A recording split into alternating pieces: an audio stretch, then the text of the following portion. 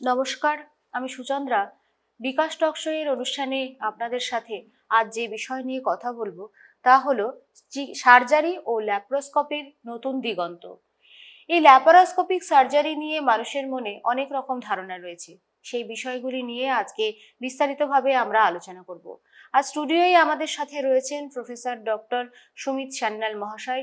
ওনার সাথেই আমরা পুরো আলোচনাটি চালিয়ে যাব এবং শুনে নেব যে সার্জারিতে নতুন নতুন ভাবে কি আরো পদ্ধতি এসে এবং কিভাবে একজন মানুষ সার্জারির মধ্য দিয়ে গিয়ে সুস্থ হয়ে বাড়ি ফিরে যাচ্ছেন।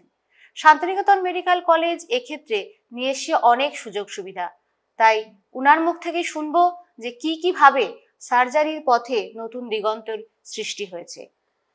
পজিটিভ বার্তার পক্ষ থেকে স্যারকে আমাদের স্টুডিওয় জানাই স্বাগত।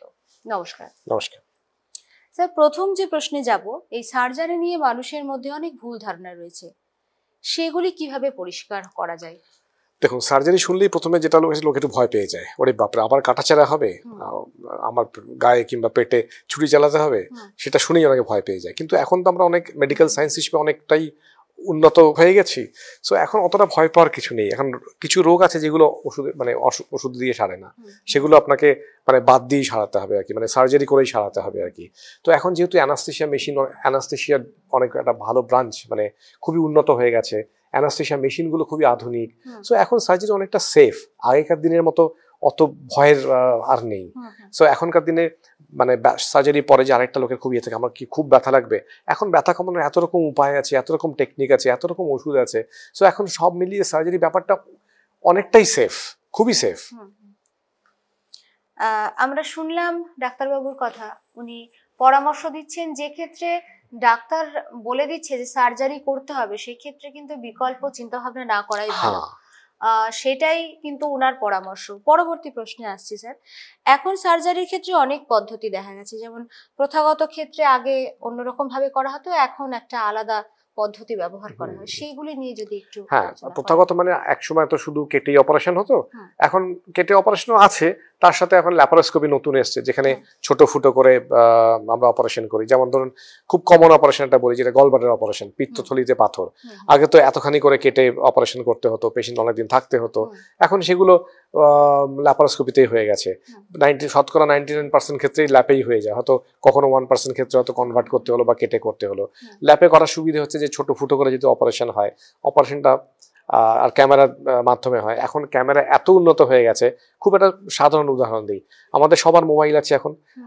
আজ থেকে 15 বছর আগে বা 20 বছর আগে মোবাইলের যেরকম ক্যামেরা ছিল আর এখনকার মোবাইলের ক্যামেরা যেরকম ডিফারেন্স হয়েছে আর কি, তো এই অপটিক্সের চেঞ্জটা সার্জিক্যাল মনিটরও সেরকম হয়েছে আর কি। সো এখনকার যে ক্যামেরা বা এখনকার যে অপটিক্স এতটাই ভালো এবং এতটাই নিখুঁত, যেগুলো অনেক সময় খালি চোখে যেগুলো দেখা যায় না, সেগুলো দেখা যায় আর কি। সো নিশ্চয়ই ল্যাপারোস্কোপি আসার পরে এখন ব্যাপারটা অনেক বেশি সেটা সুবিধা তো হয়েইছে, কারণ কম কাটতে হয়, পেশেন্টকে কম থাকতে হয়, তাড়াতাড়ি ছুটি পাওয়া যায়, কষ্টটা কম হয়, ব্যথাটা কম হয়। সো নিশ্চয়ই উন্নতি তো হয়েইছে। শান্তিনিকেতন মেডিকেল কলেজে কি সব ধরনের ল্যাপারোস্কোপিক সার্জারি সম্ভব? অনেক রকম ল্যাপারোস্কোপি হয়, কেননা খুব কমন যে অপারেশনগুলো, যেমন গলব্লাডারের অপারেশন, হার্নিয়ার অপারেশন, সেগুলো তো হচ্ছেই। প্লাস এখন আরো কিছু অপারেশন, কিছু অ্যানাস্টোমোসিস আমরা সেগুলো ল্যাপারোস্কোপিক্যালি করছি আর কি। সো ধীরে ধীরে এগুলো আরো বাড়বে আর কি। সো অবশ্যই পেশেন্টরা তার বেনিফিট তো পাবেনই। আচ্ছা, চলুন একবার দেখে নিই শান্তিনিকেতন মেডিকেল কলেজ এবং হসপিটালে ল্যাপারোস্কোপিক সার্জারির কি ধরনের সুবিধা এই মুহূর্তে রয়েছে। স্যার, পরবর্তী প্রশ্নে আসছি। যেসব রোগীকে সাধারণ সার্জারির প্রয়োজনের জন্য আপনারা বলেন, তাদের জন্য কি ধরনের প্রস্তুতি নিতে বলেন? হ্যাঁ, প্রস্তুতি হচ্ছে যে একটা হচ্ছে যে আমরা তো আগে সমস্ত ইনভেস্টিগেশনস করে নিই, কারণ অপারেশন করতে গেলে অনেক কিছু দেখতে হয়, তার হিমোগ্লোবিন কত, তার প্রোটিন কত, তার কিডনি ফাংশন কিরকম। সো অনেকগুলো আমাদের প্যারামিটার্স আছে যেগুলো আমাদের দেখতে হয়, তার থাইরয়েডের কোনো অসুখ আছে কিনা, এগুলো সবই আমাদের অপটিমাইজ করতে হয়। কারো যদি ধরুন থাইরয়েড বেশি থাকে, থাইরয়েড ওষুধ খেতে হয়, তাহলে ওষুধ খেয়ে সেই লেভেল, হরমোনের লেভেল ঠিক মতো করে তারপরে আমরা অপারেশন করি। বা কারো যদি প্রোটিন কম থাকে, সেক্ষেত্রে আমাদের এখানে নিউট্রিশনিস্ট আছে, ডায়েটিশিয়ান আছে, সো ডায়েটিশিয়ানসদের হেল্প নেই, যাতে সেই পেশেন্টটা আরও বেশি প্রোটিন খেতে পারে। কারণ অপারেশনের জন্য এগুলো একটা ভালো আউটকামের জন্য এগুলো খুব ইম্পর্টেন্ট, যে তার প্রোটিন লেভেল ঠিক থাকবে, তার বাকি সব ঠিক থাকবে। তো দরকার মতো আমরা সে অন্য ডিপার্টমেন্টের হেল্প নিই, যাতে আমাদের ক্লিনিক্যাল নিউট্রিশনিস্ট যিনি আছেন, সো তিনি আমাদের খুব হেল্প করেন এইসব ক্ষেত্রে। প্লাস হচ্ছে অপারেশনের পরে একটা কি হয়, হয়, আমরা তো অজ্ঞান করে অপারেশন করি অনেক সময় বেশিরভাগ ক্ষেত্রে, তো সেগুলোতে কি একটা লাংসে একটা ইনফেকশন হওয়ার চান্স থাকে। তো আমরা আগে থেকেই সেই ব্যাপারে টেক কেয়ার করি, তাদের স্পাইরোমিটার দেই, যাতে তারা মিনিমাম 2 সপ্তাহ আগে থেকে সেইগুলো প্র্যাকটিস করে লাংসের কন্ডিশন অনেক বেটার থাকে। কেউ যদি স্মোকার হন তাকে আমরা মিনিমাম 2 সপ্তাহ বন্ধ করতে বলি। এইসব নানা আমাদের প্রসিডিউর আছে যেগুলো করে আমরা পেশেন্টটাকে অনেকটাই অপটিমাইজ করে নিই ফর সার্জারি। অপটিমাইজ করা থাকলে কি হয়, পেশেন্টের আউটকামটা বেটার হয়। স্যার, পরবর্তী প্রশ্ন আসছি, ল্যাপারোস্কোপিক সার্জারি যে নতুন প্রযুক্তি এবং এর পদ্ধতি নিয়ে যদি কিছু বলেন। ল্যাপারোস্কোপি এখন যেমন যে বললাম প্রথমে যে অপটিক্সের আমাদের দারুণ একটা ইমপ্রুভমেন্ট হয়েছে। আগের যা ক্যামেরা ছিল তার তুলনায় এখন তো 4K সিস্টেমও চলে এসছে আমাদের। সো সেই তুলনায় যাকে বলে দেখতে পাওয়া সেটা অনেকটাই বেটার হয়েছে আর কি। মনিটর এখন খুবই মানে ভেরি যাকে ক্ল্যারিটি অফ ভিশন বলে আর কি, খুব ক্লিয়ার ভিশন পাওয়া যায়। এবং এখন আরেকটা অ্যাডভান্সমেন্ট হচ্ছে ল্যাপারোস্কোপি থেকে রোবটের দিকে অনেকে যাচ্ছে আর কি। সো আমি নিশ্চিত যে অদূর ভবিষ্যতে হয়তো আমাদের রোবটে এসে যাবে আর কি। সো এগুলো সবই হচ্ছে এতটাই ইমপ্রুভড ভিশন যে এগুলোর সার্জারি অনেক নিখুঁতভাবে করা সম্ভব। এই ল্যাপারোস্কোপিক সার্জারি আর কিহোল সার্জারি একই? বেসিক্যালি একই, মানে ওটাকেই কেউ কিহোল সার্জারি করে, যেহেতু এত ছোট ছোট ফুটো করে করায় সেজন্য ওনাকে কিহোল বলে আর কি।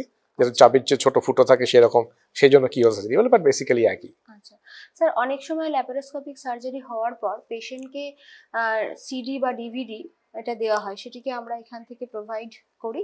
সেটা তো সবসময় আপনি যেটাকে রেকর্ড করেন তবেই আর কি। তবে এগুলো তো টেকনিক্যাল ব্যাপার, এগুলো খুব কমন লোকের ব্যাপারটা করাটা মুশকিল।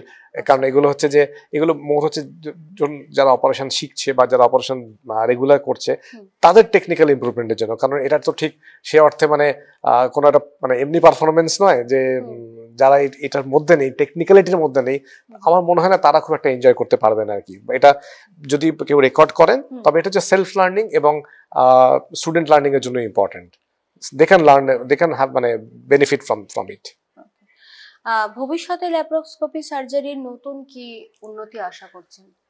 এখন তো ল্যাপারোস্কোপি যে বললাম, যেহেতু ভিশন এখন অনেক ইমপ্রুভ করে গেছে, ইনস্ট্রুমেন্টেশন অনেক বেটার হয়েছে। এখন এর পরবর্তী শিফট যেটা হতে পারে সেটা হচ্ছে ল্যাপারোস্কোপি টু রোবোটিক সার্জারি, যেটা আরো বেশি ক্ল্যারিটি এবং অনেক বেশি যাকে বলে হ্যান্ড মুভমেন্ট অনেক বেশি বেটার করা যায়। সো আই থিঙ্ক ল্যাপারোস্কোপি থেকে ইভেনচুয়ালি রোবোটিক সার্জারি দিকে লোকে যাবে। ইভেনচুয়ালি নিশ্চয়ই এখানেও সেটা চলে আসবে আর কি। মূলত সুবিধা কি পাওয়া যায় এই সার্জারির ক্ষেত্রে? সবচেয়ে সুবিধা আছে যেহেতু কাটটা কম হয়, ছোট ছোট কাট থাকে, পেইন কম হয়, রিকভারি অনেক ফাস্টার হয় এবং ইমপ্রুভ ভিশন থাকাতে অবভিয়াসলি মানে সেদিক থেকে অপারেশন দিকটা অনেক বেশি নিখুঁত করা যায় আর কি। কোন কোন ক্ষেত্রে এটা সাজেস্ট করেন আপনারা? অবশ্যই গলব্লাডারের ক্ষেত্রে তো আমরা করি, হার্নিয়ার ক্ষেত্রে করি, সো কমনলি এই দুটো তো করা হয়। এছাড়াও আরো কিছু কিছু ক্ষেত্রে আমরা ভাবছি যে আমরা ওদিকে শিফট করবো, ল্যাপারোস্কোপিক্যালি শিফট করবো, কোনো টিউমার বা এগুলো আমরা হয়তো ল্যাপারোস্কোপিক্যালি শিফট করে যাব।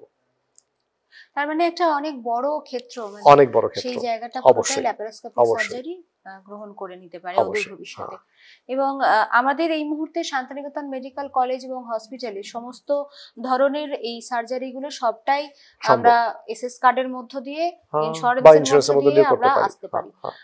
এবং প্রথম থেকেই আপনাদের ছত্রছায়ায় থেকে মানে আপনাদের full guidance, post operative, pre operative care, everything সবকিছু আপনারাই করে দিতে পারবেন।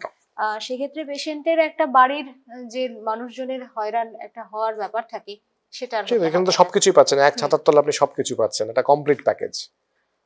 জাস্ট পেশেন্টকে এসে হাজির হতে হবে, এবং তারপরে তার সুস্থতা নিয়েই সে বাড়ি যাবে। এই মুহূর্তে আমরা ছিলাম ডক্টর সুমিত স্যান্যাল মহাশয়ের সাথে। আমরা শুনলাম শান্তিনিকেতন মেডিকেল কলেজ এবং হসপিটালের আধুনিক সার্জারির পদ্ধতিগুলি নিয়ে। আজকের আলোচনার বিষয় ছিল সার্জারি এবং ল্যাপারোস্কোপিক সার্জারির ক্ষেত্রে নতুন দিগন্ত। শান্তিনিকেতন মেডিকেল কলেজ এবং হসপিটাল অতিরিক্ত সুনামের সাথে এইগুলি করে চলেছে। আমরা সমস্ত ওটি এবং যে সার্জারির ইকুইপমেন্টগুলি রয়েছে সেগুলো আমরা এক ঝলক দেখে নেব। ততক্ষণ পর্যন্ত সকলে ভালো থাকবেন, সুস্থ থাকবেন। নমস্কার। নমস্কার।